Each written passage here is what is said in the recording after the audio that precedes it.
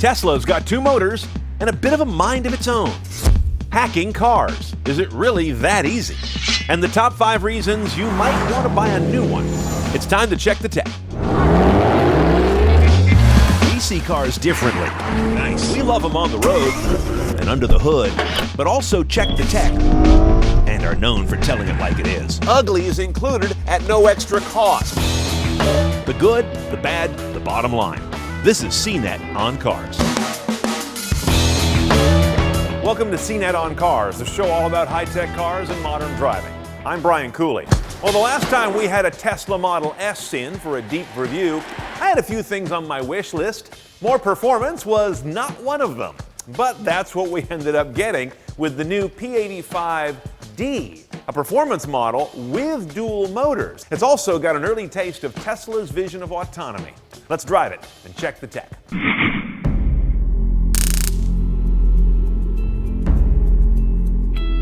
For all its advancements, the Tesla Model S was missing some pretty basic things. All-wheel drive and any kind of driver assist. They just got caught up. Let's drive the 2015 Tesla P85D. Check the tech rather quickly. Now on the outside, as you can see, these new D model Tesla Model S's are very familiar. It's what's happening underneath in two broad areas. First of all, the D tells you you've got dual motors, which also rolls in all-wheel drive. Secondly, a whole new wave of autonomy, driver assist to the degree of self-driving even, is coming in phases. Let's start with the drivetrain though. Now, a Model S traditionally had a single motor at the rear driving those wheels. These new D cars add a second motor at the front to drive those wheels to the tune of 188 horsepower at each end. If you get a P or performance model like we have, the rear motor gets bumped way up to 470 horsepower and the front a bit higher to 221 for a massive 691 total. That gets this nearly 5,000-pound car to 60 in just 3.2 seconds. Range is down, but only slightly from a standard rear-wheel drive Model S. Overall charge time doesn't change much in the new car, with a single charger that comes built in, about 8.5 hours. Option the dual charger, you get that down to about 4. Tesla's supercharger gets you 170 miles of range in 30 minutes, and if their battery swap stations come to fruition, you'll swap the whole pack in just 3 minutes. Now, all-wheel drive comes in many flavors, of course. There's that which is aimed very much at dealing with tough conditions and that which is aimed at performance. This one is clearly looking more like a performance setup, though it's certainly going to help you when you've got lesser traction. Then there's the new autopilot, which is what Tesla calls their driver assists. That means adaptive cruise that maintains speed and distance to other cars, along with the ability to come all the way to a full stop and resume. To be honest, nothing other cars didn't have a couple years ago. Ditto this car's new ability to read speed limit signs and alert you to the correct speed. Now, highway lane changing is interesting. You can do it by just signaling. Our car currently just does the acceleration part for you, but automatic lane change steering is coming as well. Self-parking in a Tesla means the car not only parks in a spot that you pull alongside of, but eventually will bring itself out of that spot and to you, at least on private property. Now inside the Model S, nothing has changed on the P85D. Just to give you a quick refresher, these cars are laid out differently than yours. Here is the giant center LCD that can be used in 1 or 2 modes. You see Google Maps is one you'll commonly have up. Here's one that may be an eye-opener, a live web browser that even works while you drive. Over there in front of the driver is an all-LCD instrument panel with your main sort of speed and range gauge in front of you. On the left, you'll get navigation when you're under navigation. And then on the right, you've got about a handful of very quick shortcut menus that largely replace things that are buttons on other cars. And the media choices on these cars are similarly modern. You have AM, FM, HD radio, of course. Then, standard, they include streaming radio like Slacker and TuneIn through a built-in 3G radio. Interestingly, optional is satellite radio, only with a pricey audio upgrade. And of course, you've also got Bluetooth streaming and a couple of USB ports for mobile devices. Now, screens that show the new features of this car are under the controls menu. First of all, if you go to driving, here's one that's very telling. Acceleration can be sport or insane. That takes full advantage of both motors at full tilt. And under settings, you've got what Tesla calls their autopilot technology. And that adaptive cruise control, by the way, should be able to take us all the way down to 0 and then back up to full freeway speed as traffic conditions warrant. Okay, I'll be honest with you. If I'd done a top 5 improvements I wanted in the existing Model S, greater performance would have been number 6. Just wasn't on my list. These are all good performing cars. However, this is now one that has notable performance, as you saw in those 0 to 60 numbers. These P85s, by the way, if they're P models, they also have an improved sport suspension that is also highly variable in height. So combine all of that with the fact that you've got that big old belly full of battery keeping this thing planted and low centered, and it's just an amazingly grippy, stuck to the earth performance sedan. It always takes me a little time to get used to the fact that I have basically no drive controls in this car. You just have the pedal on the right, and that's it. No sport mode, no sport plus, no to get this and that dialed in. You just step on it harder. It's amazingly elegant, but we're so used to having gadgetry between us and that, it's a little jarring. And when you drop this thing into insane mode like I showed you, it is insane. How can a car that weighs nearly 5,000 pounds do what that thing just did? However, it's also a bit of a head fake. I would trade all of that insane mode nonsense and all the seconds they've shaved on its 0 to 60 time for a vastly shorter battery charge. Let's not lose the real fact on electric cars. These P85Ds, which are top-of-the-stack performance dual-motor models, are coming in at around $106,000 base, and then we would add about another $8,000 in options, but due to the almost $10,000 in tax credits available, at least here in California, we end up actually below the MSRP, but still not a cheap car. This technology will also be very interesting as we see the all-wheel drive get much more accessible in the coming Model X. Find our full review of that 15 Model S P85D, top of the stack for Tesla, at cars.cnet.com. You've probably noticed the other guy's headlights a lot more in recent years. That's because technology has made them brighter and made them move. In a moment, we'll find out if they really are blinding you, or if you're just imagining that, when CNET on Cars continues.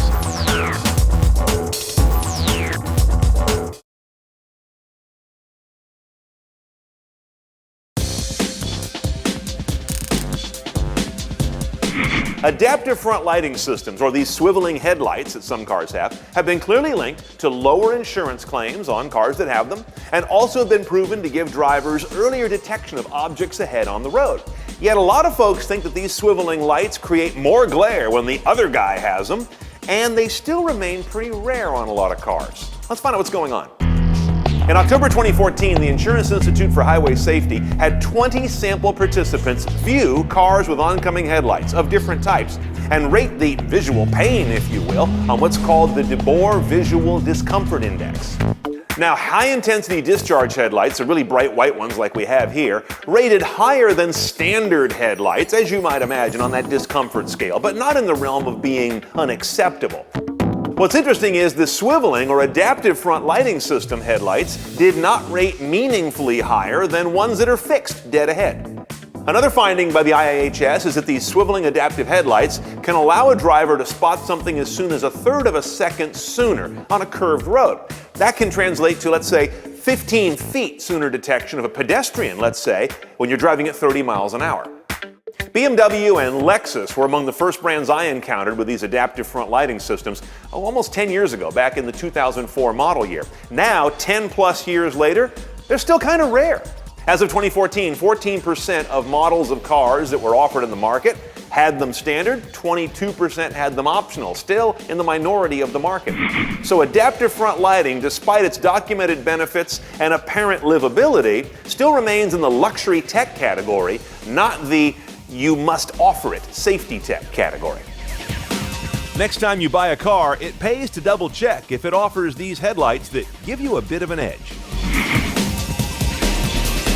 Welcome back to CNET on Cars, coming to you from our home at the Mount Tam Motor Club, just north of the Golden Gate Bridge. Well, think about all the ways your car is connected these days. Yeah, start with that wireless key fob. That's one form.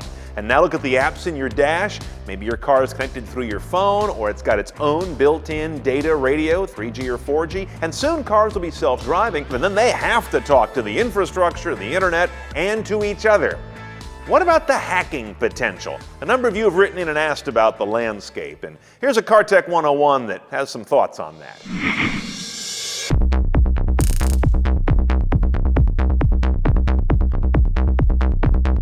As recently as 5 years ago, reports of cars being hacked were out there, but they were viewed as either apocryphal or just unlikely to scale.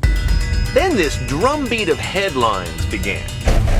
March 2011, UC San Diego and University of Washington. Teams there able to hack into a mainstream production car via its cellular data connection, getting access to drive systems.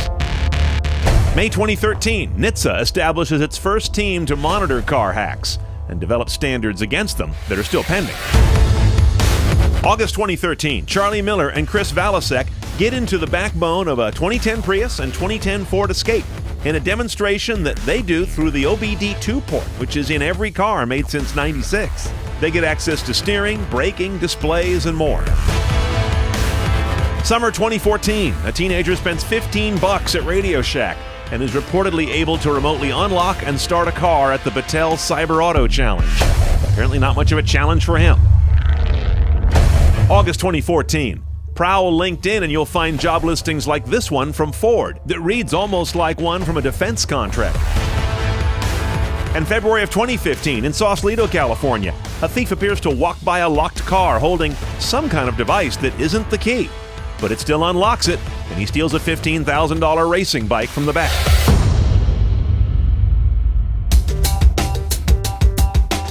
A typical new car today has maybe 100 microprocessors in it, networked together by a LAN, teaming with a lot of shared information that passes by most of those chips. All of this given shape by up to 100 million lines of software code. These are cyber-physical systems. So effectively, when you're in your car, you're in a computer with wheels. But what is the robustness and the resiliency of that entity? Probably far less than the laptop that you have sitting on a table at home. Mary Aiken is a cyber psychologist and real-life inspiration for the new show CSI Cyber that CBS just launched on Wednesday nights. I'm a cyber cop. Her concerns underline 4 things going on in the connected car. The processors and networks increasingly control important stuff. A car's systems are increasingly interconnected. Get into one part of the car's electronics, and you may be on your way to getting into the rest. Third, these systems are increasingly exposed to wireless interfaces, from a wireless key that can remote start your car to Bluetooth and Wi-Fi for streaming and hotspots, and built-in cellular radios that power the car's telematics or concierge service. And finally, the internet. As with everything else connected via it, it's a non-proprietary shared infrastructure. Intoxicatingly powerful, efficient, and scalable. But shared is shared. That means good guys and bad. And unlike our personal computers, where just about no two are alike with different software settings, security software, configurations, and so many parameters, vehicles tend to be pretty homogeneous. Add to that waves of cars heading to showrooms this year with Apple CarPlay or Android Auto installed, potentially setting the table for yet another layer of common hack efficiency. Hack one, the fear goes, and hack them all.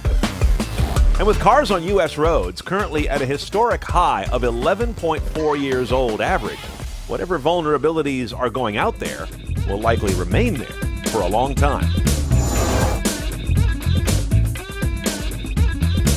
In a moment, pouring your car a cocktail, which could also end up being one of my top 5 reasons to buy a new one, when CNET on Cars continues.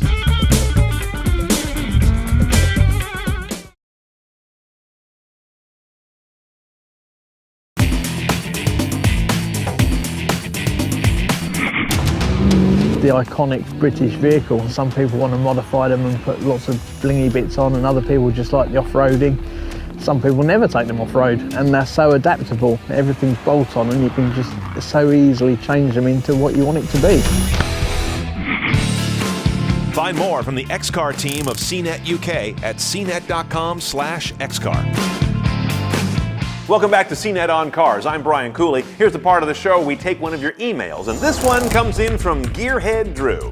He writes, I just saw your excellent episode on the 2014 Mercedes-Benz S550, which had a great diesel engine and gave excellent insights on modern diesel advantages and improvements. His question is, could we do a little spot on octane in gasoline that would educate the average consumer on the myths and confusion of what octane is and what it does? And he also adds, by the way, can my car run on gin? Okay, first of all, Drew, I'm pleased to say we have covered octane. It was a while ago, though, so you may have missed it. It's back in our episode 44, June of last year, of 2014. Don't worry about digging for it. I'm going to put a link in the show notes for this episode at cnetoncars.com. We did quite a deep dive on it. But in a nutshell, if you've got a car that is designed and says requires high-octane gas, you should put it in there, or you are muting both its performance and its efficiency. Not good. It's generally worth the extra money to buy the better fuel. On the other hand, if you're putting high-octane gas into a car that couldn't care less, you're wasting money. It doesn't make that engine more powerful or more efficient. So don't do that either. Basically, give the car what it's designed for. You can't goose it either way by going up or down the gasoline quality ladder. Now, as to your more interesting question, can you run your car on gin? No, not the car you have now. However, there was one car that did. If you go back in the 1960s, the Chrysler Turbine car, a low production but production car that had literally a turbine engine running at incredible RPM to drive the wheels, and this was a vehicle that was able to run on gas, kerosene, perfume, just about anything you could dump in there, it would find a way to burn because it was an extremely high compression engine. You could run it on gin because the apocryphal story is the president of Mexico had one and ran it on tequila from time to time. But unless you find one of those, no, it's just not a combustible enough fuel. So add an olive and use it yourself. Now, not only are we at a time of particularly low gas prices here in the US, we're also at a time of very old cars on the road because we haven't been buying them in such great numbers in recent years. Partly because of the recession, partly because cars are made so well they don't beg to be replaced as often, and partly because millennials seem to show a little less appetite for rushing out and buying a new car when they get their new license. However, if all those are off the plate and you're in the market, or wondering if you should be, here are my top 5 reasons why you should buy a new car. Now, I'm looking at technology and engineering sea changes here. I'm leaving out the financial piece and the simple factor of new car lust. Those are up to you. Let's go. Number 5 is upgradability. Now, I do put this one low because it isn't real common yet. But car makers are beginning to make the most recent cars with software that can be upgraded after you purchase them, particularly for the head unit. Tesla is famous for doing these updates over the air. Ford has sent out millions of DIY upgrade USB drives that you plug in and do yourself. And many other car makers will upgrade your software when your car's in for regular service. You could end up with some nice new features on the main screen. The results can be great, or sometimes not. But without a late model car, you can't even find out. Number 4 is lighting. From high intensity to automatic high beams to headlights that steer themselves, front lighting has really changed. Test drive a new car at night and then get back in yours. It's like driving by candlelight. And for the oncoming car, it's like being interrogated. Number 3 is LCD touchscreens. Now, I put this in the middle of my list because having an LCD screen with touch or a controller isn't necessarily better than traditional knobs and a dot matrix display. See my Ford Touch. But in general, you'll get more choices, more control, and more information available on an LCD than any number of old-fashioned knobs and buttons. Though Honda and Acura try pretty hard to overload you with both. Today, all but the least expensive cars are shipping with at least a color LCD in the center stack. Number 2 is connectedness. But you say your current car already has an iPod connector and satellite radio. Aren't you adorable? Today, it's all about USB ports, built-in Pandora, TuneIn, and Spotify streaming apps, wireless Bluetooth streaming from your phone, and maybe even connected nav and destination search. These are things you'll use every time you drive, but only in the most recent years of cars. Now, I still don't make these number 1 because your smartphone can graft most of this onto an older car with at least an aux jack and a windshield mount. Before I get you to number 1, 2 recent car tech trends that I wouldn't even make number 10. Voice command and rear seat DVD systems. Why? Because they suck. Come on, car makers, get voice to work at least half as well as my phone. And DVDs? Still? Really? The number 1 tech change that is going to affect you every day in a new car is turbocharging and direct injection. This is the dynamic duo that have changed automotive power. Usually found in combination, DI and turbos have meant a wholesale move to cars with smaller engines with fewer cylinders. that still deliver more power, better MPG, and lower emissions. And this is the innovation on my list that you will literally appreciate every second your car is running. Thanks for watching. Hope you enjoyed this episode. You know where to find us, just about anywhere you look for streaming video online. And of course, keep those emails coming. It's oncars@cnet.com. Read every one, respond to as many as I can, and quite a few make it into the show, as you've seen. I'll see you next time we check the tech.